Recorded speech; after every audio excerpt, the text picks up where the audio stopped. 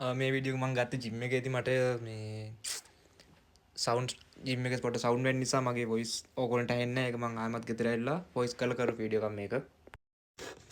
ගොඩක් ගන්න දෙයක් තමයි ඇබ්සලූට් මොනවද කරන්න ඕනද එක්සර්සයිස් මොනවද කරන්නේ මොනවද කරන්න ඕන කියලා. එක එක්සර්සයිස් එකක් කියලා දෙන්නක් කරන්න. මේක හොඳ ඉෆෙක්ටිව් ඉන්ජරිස් වලට රිස්ක් කාඩු ඉන්ජරිස් රිස්ක් කාඩු හොඳ වර්කවුට් එකක්. මේක කරද්දි මූණ ගන්නට වගේ හදාගන්න බාරක අප මේක අන්ඩාම් ග්‍රිප් එක අල්ලන්නේ මොකද අපිට reps ගොඩක් කරන්න ඕන නිසා weight එක hold කරන්න ලේසි නිසා මේක අපි අල්ලගන්න අන්ඩාම් ග්‍රිප් එක අනිත් දේ තමයි අපි මේක ගත්තට පස්සේ බෙල්ලෙන් තියාතර සෑය ඊට මෙහෙට කරන්න එපා.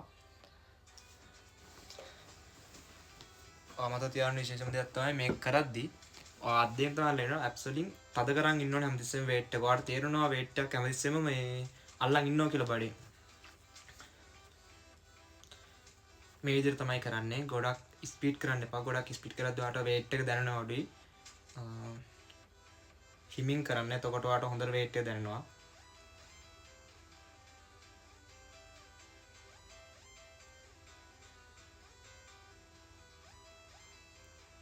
ඇබ්ස් වර්කවුට් වලදී විශේෂම දෙයක් තමයි මේක මේ ඉම්පෝටන්ට් දෙයක්. ඔයා මේක කරනකොට හැමතිස්සෙම බඩ නැමෙන තැනදී breathe out කරන්න. breathe out කරන්න හැමතිස්සෙම බඩ empty තියාගන්න උත්සාහ කරන්න. බඩ මුකුත් නැතුව හිස් තියාගන්න උත්සාහ කරන්න. එතකොට තමයි හොඳට වර්කවුට් වලට වදින්නේ. හිමින් කරන්න ඒ වගේම breathe out කරන්න. මේක හොඳ එක්සර්සයිස් එකක්. මයින්ඩ් මසල් කන්ඩිෂන් අනිවාර්යයෙන්ම තියෙන හැම එක්සර්සයිස් එකම වගේ මේකත් අනිවාර්යෙන් තියෙන්න ඕනේ.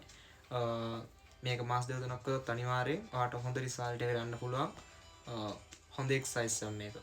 absolutely